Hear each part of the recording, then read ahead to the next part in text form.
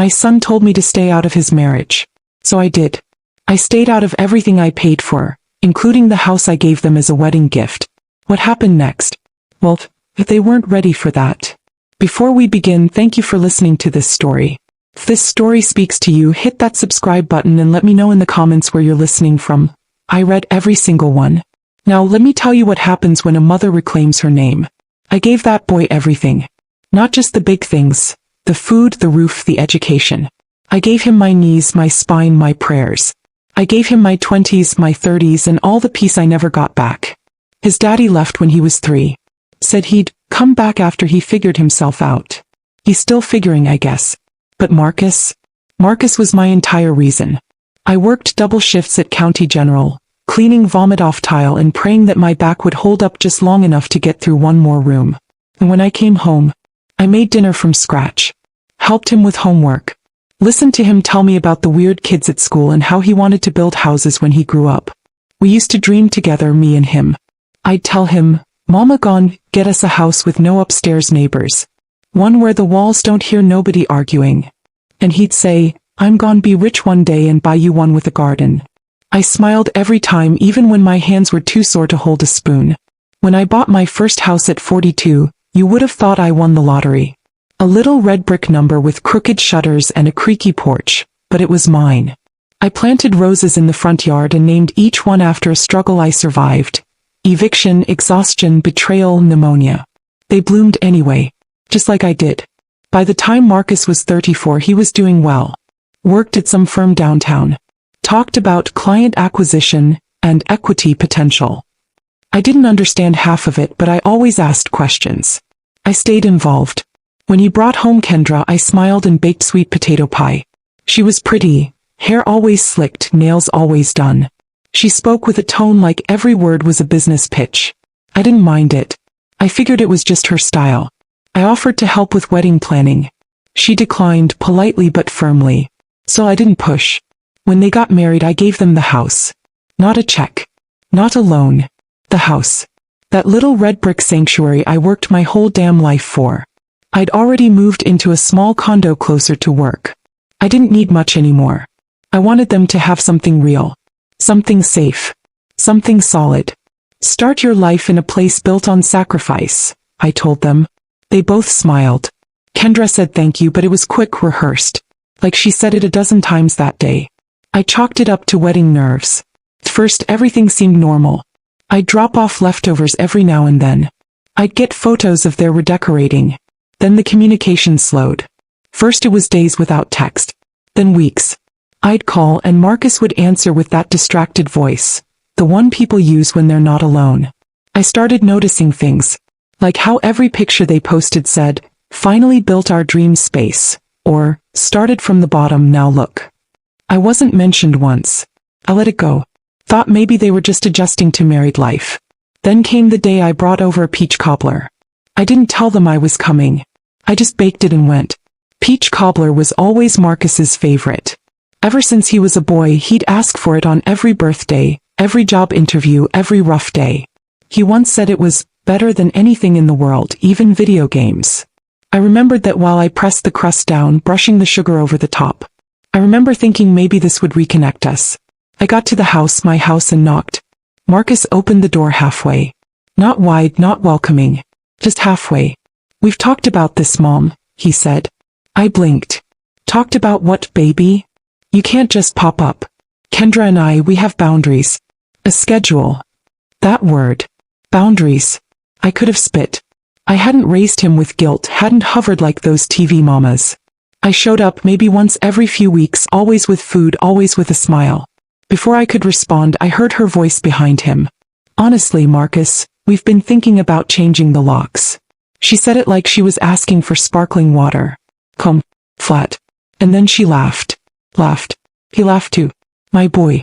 The one I held through night fevers and middle school breakups. He chuckled like she'd said something clever. And then he turned back to me and said, "We're good, Mom. Thanks, though." The door closed. Just like that. I stood there holding that cobbler like an idiot. My arms were stiff. I felt like a delivery woman. No kiss on the cheek. No, "How are you?" Just dismissed. Erased. I walked back to my car. The air was warm. The cobbler steamed against the foil, like it didn't know it was unwanted. I sat behind the wheel and stared at that house. The roses were still blooming, but they weren't mine anymore. I looked in the rearview mirror. Saw Kendra leaning over Marcus's shoulder, showing him something on her phone. They both laughed again. That laugh used to be my favorite sound in the world. Used to mean joy, safety, home. But now it sounded like a lock turning from the inside. Like a door closing that I paid for. I didn't cry. I didn't cuss. I went home. I put the cobbler in the fridge. I poured myself some tea. And then I walked into my bedroom, opened my file cabinet and pulled out the deed. They thought I was just a guest in that house. They forgot who built it. And I was about to remind them. Quietly. Wiggly. Completely. I didn't touch that cobbler for days. Every time I opened the fridge, it sat there on the second shelf like it was waiting for me to admit I'd been played. Like it knew. It wasn't just dessert anymore. It was evidence. A symbol of everything I gave that got laughed at. Mocked. Forgotten. I couldn't bring myself to throw it out. That's how deep it cut. But I didn't cry. You reach a point in life where tears feel like luxury. Like a younger woman's game.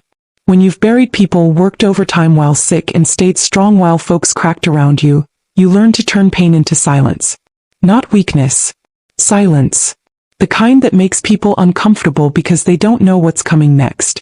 I sat at my table for hours that night, flipping through the same manila folder I hadn't opened since Marcus's wedding. It held every important piece of paper I had. Birth certificates, insurance copies, and at the very back, tucked behind a plastic sleeve, the deed. Not just any deed. The deed. The house on Hillside Avenue wasn't just a building. It was my life in brick and drywall.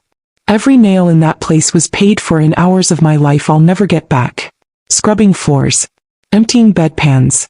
Skipping lunch to buy floor polish. That house was my lungs, my knees, and my sacrifices poured into one address. When Marcus and Kendra got married, I gifted it to them. But I didn't do it blind. I had a clause added. My lawyer, a sharp, no-nonsense woman named Cynthia, told me, if you're giving away something this big, you keep your parachute. So we included it. A line so small you'd miss it if you were arrogant. Gift is subject to continued familial relationship and respect. In the event of abuse, alienation, or defamation of grantor, property may revert back to original owner upon legal notification. I never thought I'd use it. But that night on the porch when Marcus said, "This isn't your house anymore," and Kendra joked about changing the locks, something snapped. Not just emotionally. Logically. They didn't just disrespect me. They declared themselves sole authors of something I wrote the first draft of. They wanted the benefits of my labor without the burden of my presence. A house without the woman who bled for it. A legacy without the name. No. I was done begging to be seen in the frame. I was about to remove the frame altogether. I laid out everything on the dining table. Printed every receipt. Every maintenance invoice. Property tax bill. Proof of ownership from day one. Then I drafted a legal notice. Intent to reclaim title under conditional clause. I didn't rush. I read it 3 times. Called Cynthia. She answered on the first ring. "You sure?" she asked. "As sure as I was when I gave it to him," I said.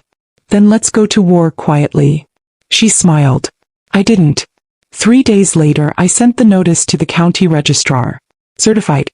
Overnight. Legally binding. 1 to Marcus. 1 to Kendra. 1 posted directly on the front door of the house I bled to buy.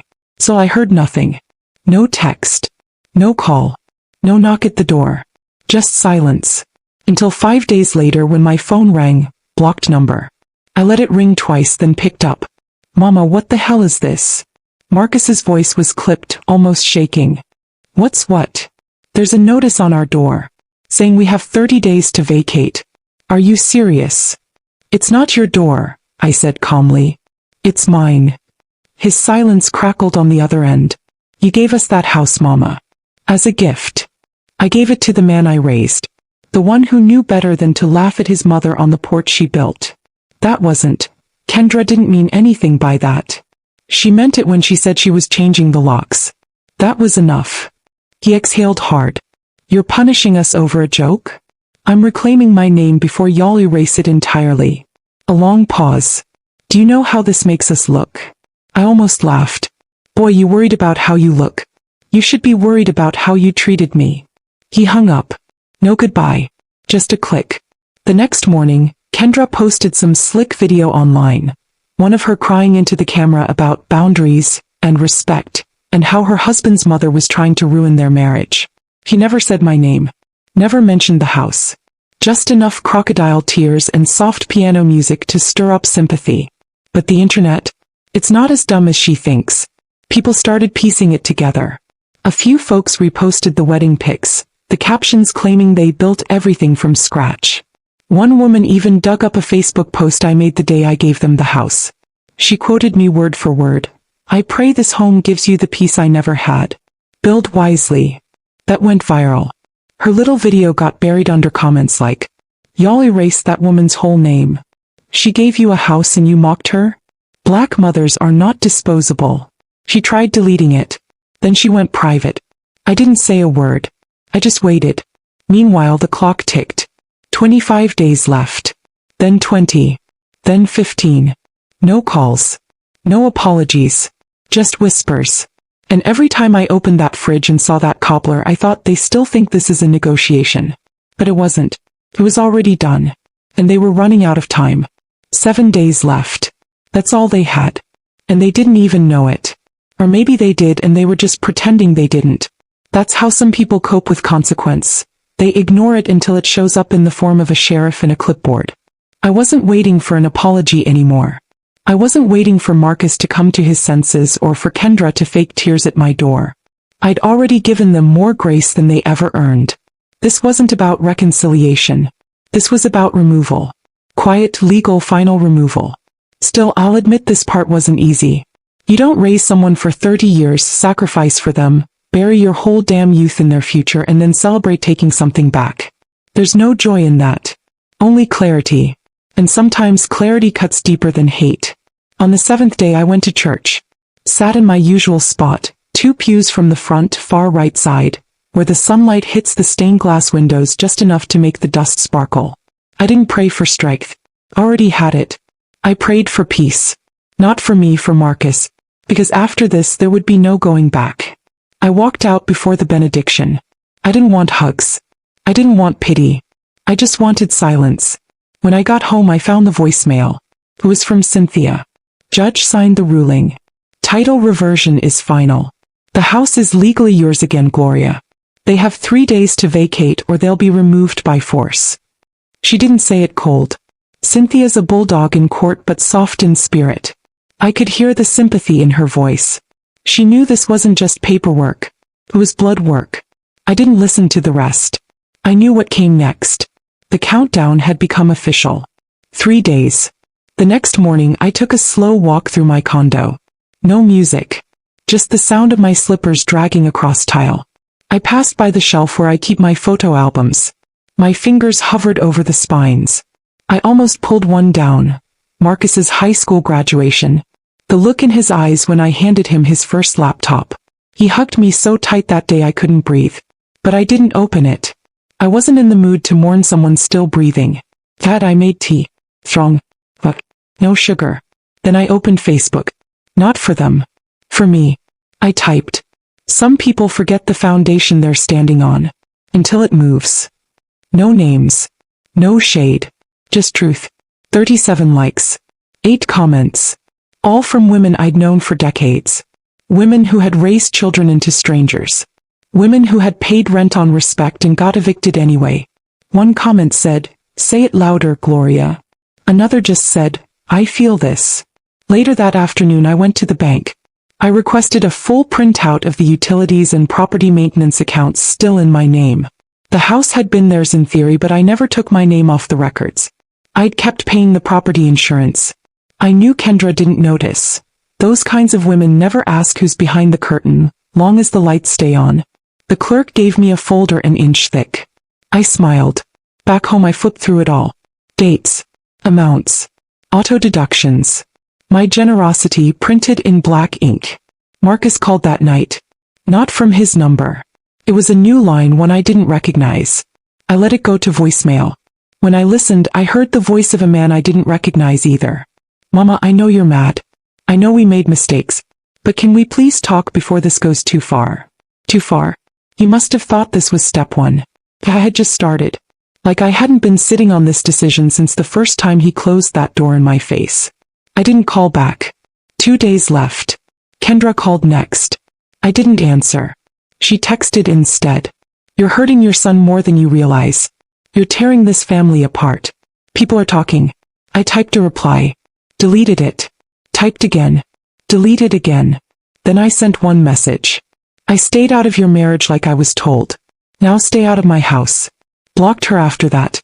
I didn't need to see whatever performative meltdown she had planned next. 1 day left.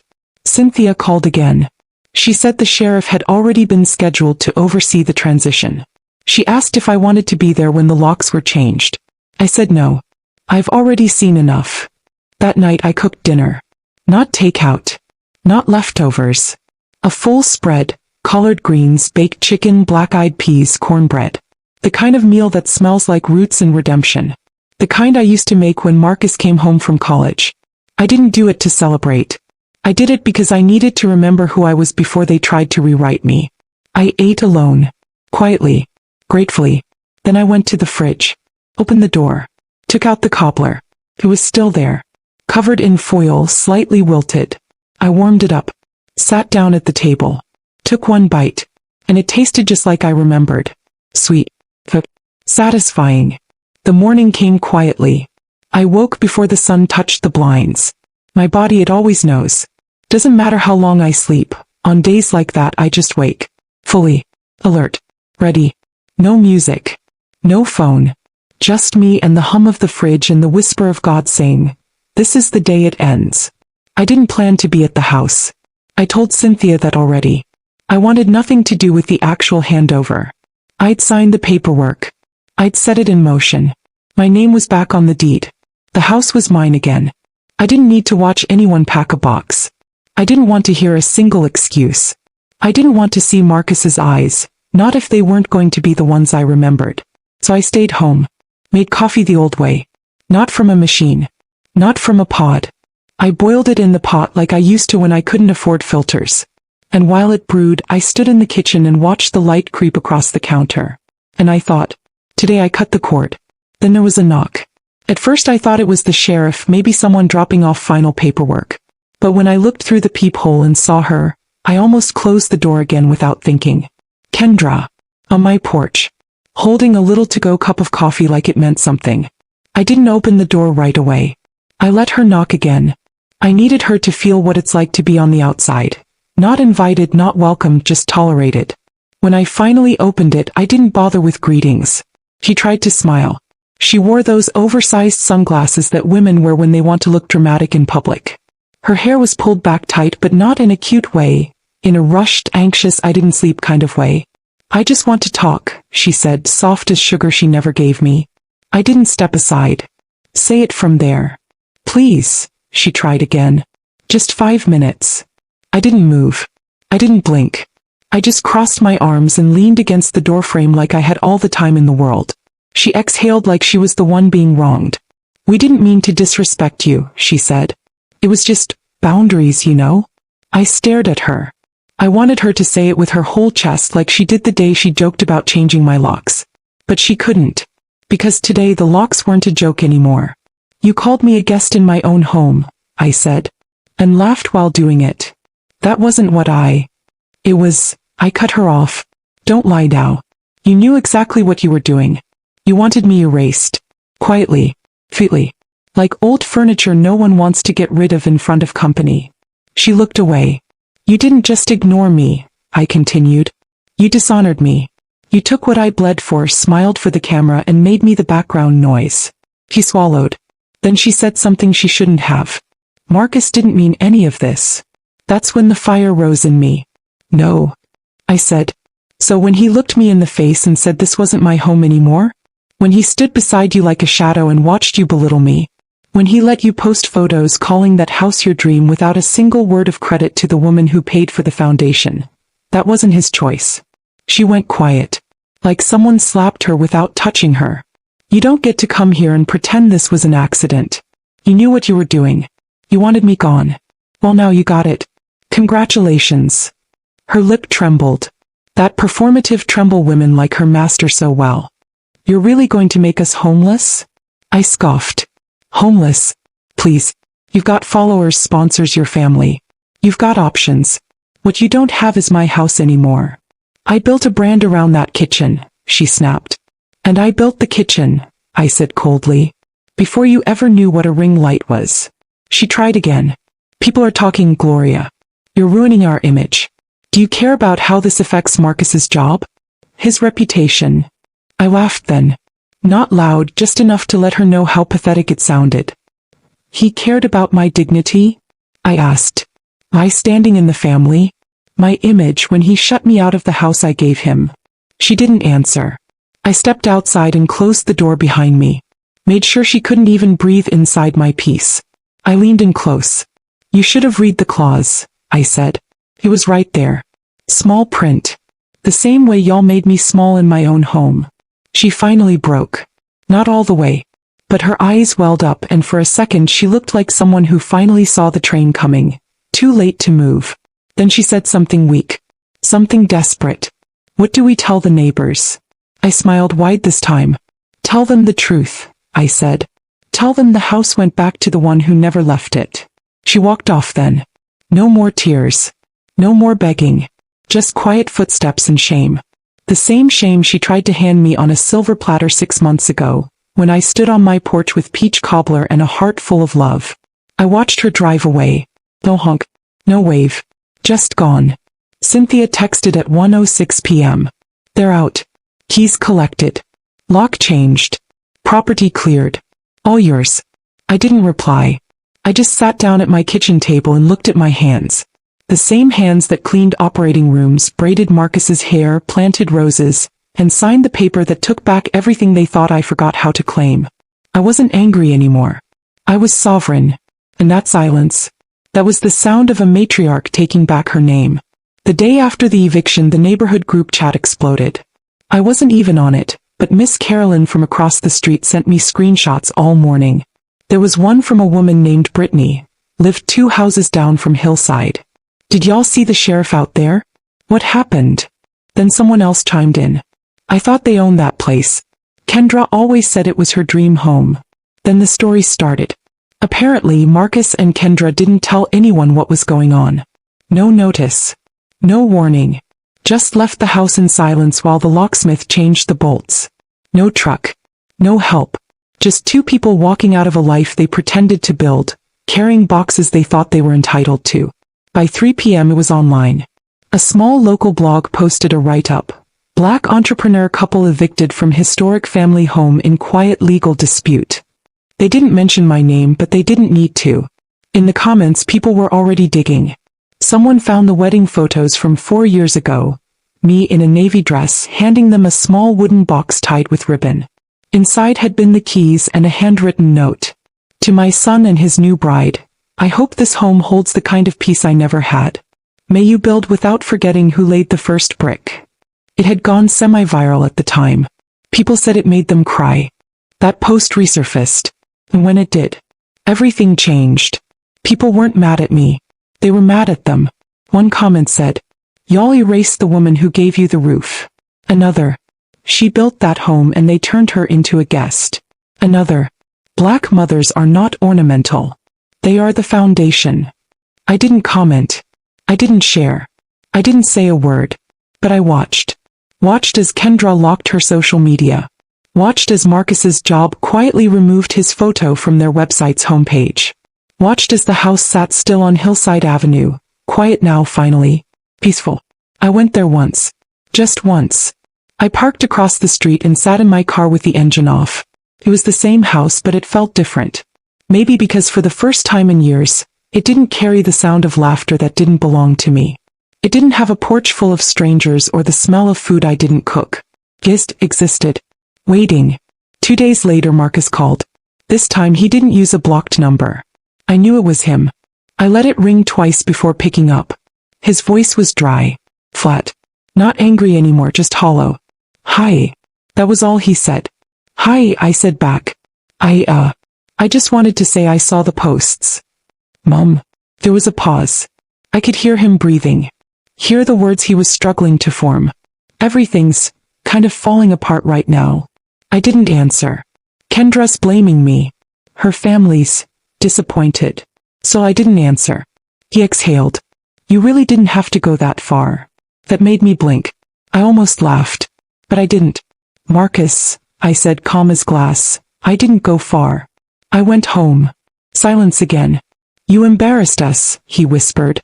No, I said. You embarrassed me. I just made it legal. He didn't speak after that. I don't know if he expected tears, or softness, or for me to fold like I used to when he scraped his knee and cried until I picked him up. But this wasn't the same boy. And I wasn't the same mother. Not anymore. You told me to stay out of your marriage, I continued. So I stayed out of everything tied to it. That includes the house, the bank transfers, and my silence. You don't get to treat me like a stranger and keep my name on your foundation. He finally said it. I'm sorry. It didn't land the way he thought it would. Not because it wasn't overdue, but because it was empty. He didn't call me when the lawyer's letters came. He didn't defend me when Kendra laughed. He didn't check on me when I stopped coming around. He only came to say sorry when the internet decided I was right. And that's not an apology. That's PR. I didn't accept it. I didn't reject it. I just said, thank you. Then I hung up. Because some doors don't need to be slammed. They just need to be closed. Later that evening I made dinner again. Something simple. Lentils and rice, some kale on the side. I ate in silence. No TV. No music. Just the hum of peace. And after dinner I pulled out a photo from an old shoebox. Marcus at 10 years old, sitting on the porch with his arms full of school supplies I bought from 3 different stores because we couldn't afford everything in one trip. I looked at that boy for a long time. Then I put the photo away. Because I had mourned him already. The house sat empty for 2 weeks. No curtains. No laughter. No porch lights flicking on at dusk. Just silence, like the building itself was holding its breath after everything it had witnessed. After all the prayers, the betrayals, the muffled sobs behind bathroom doors, the peach cobbler that never made it past the threshold, the house was resting. I didn't rush to fill it. I didn't list it online or call any real estate friends. I needed time to let go of what it used to be. Time to remember who I was before I handed the key to someone who couldn't be bothered to say thank you. People kept asking what I was going to do with it. Are you moving back in, Miss Gloria? You should Airbnb it. Make some money back. One neighbor, half whispering, said, I'd burn it down if I were you. Just for peace. But peace doesn't come from fire. It comes from forgiveness. Not for them, for me. And forgiveness, I've learned, don't always mean reconciliation. Sometimes it just means I'm done carrying what you tried to bury me under. So one morning I got in my car and drove across town. Not to Hillside. To a quiet little daycare tucked between a laundromat and a tire shop. It wasn't much, but the sign out front had caught my eye weeks ago. Children rise when they know they're safe. Inside I met a woman named Tiana. She ran the place with the kind of exhaustion only single mothers know. She had a soft voice and fast hands. Always cleaning something. Always watching everything at once. She had 2 kids, a girl and a boy. 5 and 7. Lived in a 1-bedroom apartment across town that leaked when it rained. I didn't ask for her story, but she gave it anyway. Not because she was looking for help, but because sometimes people like us don't get asked how we're doing, and when we finally are, the truth just spills out. I went home, pulled the deed from my drawer and called Cynthia. I found who it belongs to, I said. She didn't even ask if I was sure. The papers were signed 3 days later. I didn't give them the house the same way I gave it to Marcus. No party. No pictures. No ribbon. Just a firm handshake and a small box with 2 keys and a note. Tiana. Build gently. Raise loudly. Make it a home where no one ever feels like a guest. Gloria. I didn't go with them the day they moved in. I didn't need to. I had already made peace with the house. It was no longer a symbol of what I lost. It was a tool I had reclaimed. And passed forward. The next week I got a card in the mail. Handwritten. Blue ink. Inside it said, My daughter asked if the lady who gave us the house used to be a superhero. I told her yes. Because only superheroes can take pain and turn it into a porch full of hope. I put that card on my fridge. Right next to a magnet that says, Protect your peace like it pays the rent. One night, about 2 weeks after the new family moved in, I finally did something I hadn't done since the day I stood on that porch with cobbler in my hands. I walked to the shelf and pulled out the old photo album. The one with Marcus in it. The baby pictures. His 3rd grade spelling bee. The prom suit I hemmed myself because we couldn't afford tailoring. College graduation. His wedding. All of it. I sat with those photos for hours. I cried. But not like people cry in movies. No loud sobs. No shaking hands. Just tears. Soft. Steady. Like the body was finally letting go of a weight it had carried in secret for too long. I didn't cry for Marcus. I cried for the woman I used to be. The one who kept believing that love meant losing yourself. That sacrifice meant silence. That giving meant disappearing. And when the tears dried, I stood up, closed the album, and slid it back into the drawer. Not because I was erasing him, but because I no longer needed proof that I had done my part. The next morning, I made myself a big breakfast. Eggs, grits, sausage. The whole thing. I played gospel music loud and sang along while I cooked. And when I sat down to eat, I looked out the window and whispered a quiet prayer. Thank you, Lord, for finally teaching me that boundaries are holy too. Later that afternoon, I walked past Hillside Avenue. Not on purpose. Just part of my daily walk. Tiana's daughter was on the porch, braiding a doll's hair. She looked up and smiled so big you'd think I was Santa. You the house lady, she yelled. I laughed. I suppose I am. Thank you for my room, she said, waving. Her mama came to the door and smiled too. A quiet kind of smile. The kind that says I'm building something. Don't worry. I got this. And in that moment I realized something. This wasn't a story about a house being taken back. This was a story about a woman finally remembering she never needed permission to take up space. They told me I was just a guest. But no. I'm the foundation. And I ain't leaving ever again.